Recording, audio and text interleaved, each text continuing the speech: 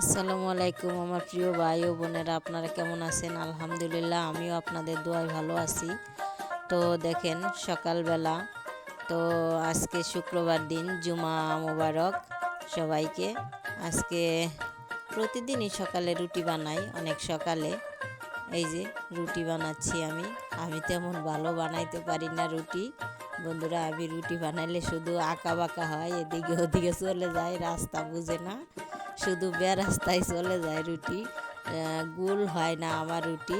তো যাই হোক, তবুও এখন অনেকটা ভালোই পারি মাশাল্লাহ। এখন যতটুকু পারি তাও ভালো, আগে তো মোটেও পারতাম না।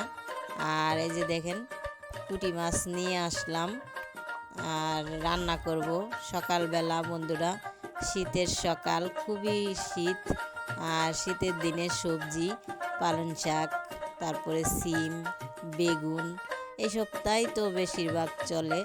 তো আমি পুঁটি মাছ দিয়ে এই পালং শাক রান্না করব, আর সিম দিয়ে পুঁটি মাছ হাতে মেখে রান্না করব। তো বন্ধুরা, ভিডিওটা শুরু থেকে শেষ পর্যন্ত দেখবেন।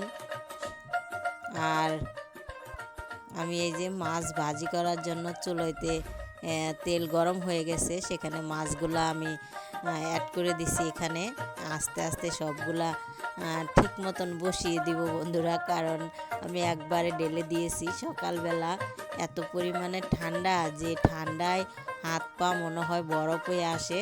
তারপরেও সব কিছু করতে হয় সকালবেলা রান্না করার জন্য।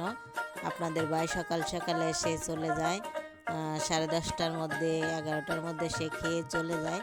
তার জন্য সকালে নাস্তাও বানাইতে হয় আর সকালে রান্নাগুলোও করতে হয়। তো বন্ধুরা, আমি মাছ ভাজি করার জন্য চুলাইতে দিয়ে মাছগুলো লাল লাল করে ভাজি করে নিব। আর কিছু মাছ আমি ভাজবো না, ভাজি ছাড়া রান্না করব হাতে মেখে।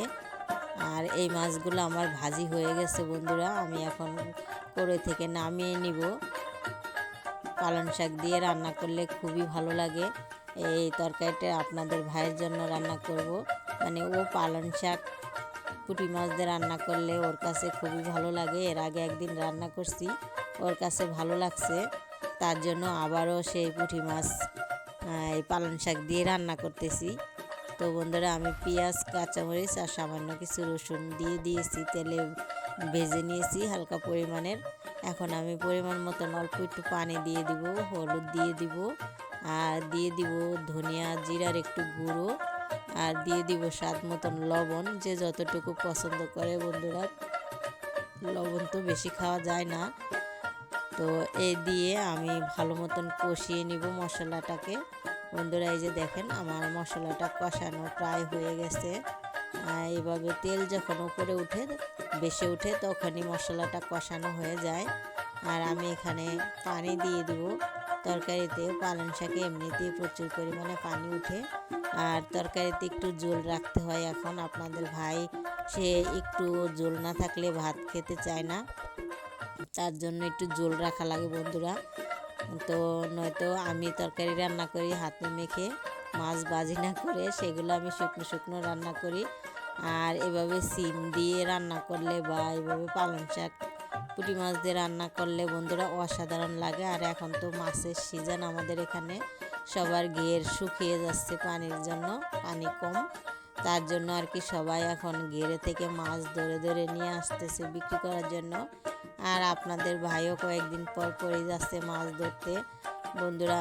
এত পরিমাণের মাছ সে এবার ধরলো, কি বলবো, অনেক মাছই সে ধরে আনে, বড় বড় পুঁটি মাছ, চিংড়ি মাছ, তারপরে কাতলা মাছ, রুই মাছ, তারপরে সাইপ্লেন মাছ, অনেকগুলো মাছ সে এবার ধরে আনছে, ট্যাংরা মাছ, তারপরে শৈল মাছ, অনেক মাছ ধরে আনছে। কিন্তু ঘেরে থেকে ধরে আনে, আবার বিলেও যায় বন্ধুরা। আমি যে দেখাবো আপনাদেরকে, সেটা আমি দেখাইতে পারি না। তারপরেও আমি বাড়িতে যখন আনে তখন রাত হয়ে যায় আস্তে আস্তে ঘেরে থেকে, এই জন্য আমি ভিডিওটা ভালো মতন মাছের ভিডিওগুলো দেখাইতে পারি না।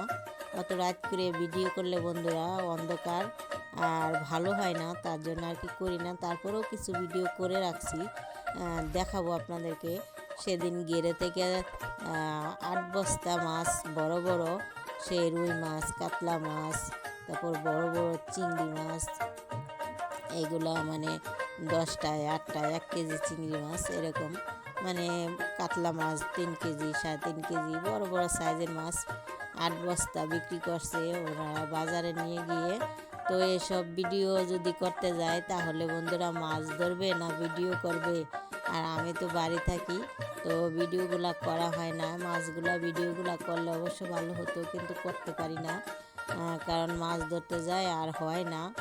তো রাত করে বাড়িতে আসে, মাছ ধরে নিয়ে বিক্রি করে গেড়ে থেকে।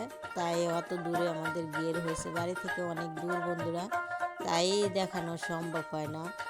তো আমি হাতে মেখে মাছ রান্না করব, তার জন্য সিম আর দেখেন কাঁচামরিচ, পেঁয়াজ, রসুন, জিরা, ধনিয়ার গুঁড়ো, হলুদ, লবণ, তারপরে সরিষার তেল, ধনিয়া পাতা, মাছ সব কিছু আমি হাতে মেখে ম্যারিনেট করে তারপরে রান্না করব বন্ধুরা।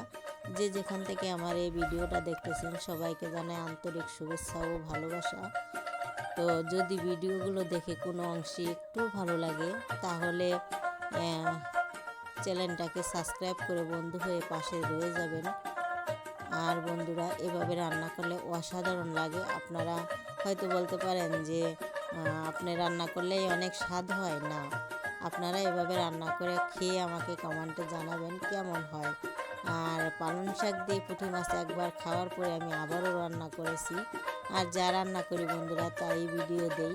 আমি যদি রান্না করে খেতে না পারি তাহলে ভিডিও দিয়ে কী লাভ, ফালায় দিয়ে আমি কি ভিডিও বানাবো বন্ধুরা? আর দেখেন এই যে আমার রান্না হয়ে গেছে। শুরু থেকে শেষ পর্যন্ত ভিডিওটা দেখবেন বন্ধুরা। আর আপনাদের জন্য দোয়া রইল, আপনারাও আমার জন্য দোয়া করবেন। দেখেন কি সুন্দর কালার হয়েছে তরকারিটার।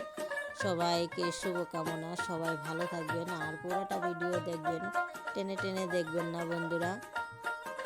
স্কিপ করে ভিডিও দেখলে কিছুই বোঝা যায় না বন্ধুরা। অনেক বন্ধুরা আছে যে কমেন্ট করে চলে যায়, ভিডিও দেখে না। এটা করবেন না প্লিজ বন্ধুরা, সবার ক্ষেত্রে না, সবাই না। তো আমার কথায় রাগ করবেন না। সবাই ভালো থাকবেন, সুস্থ থাকবেন, শুভকামনা রইল।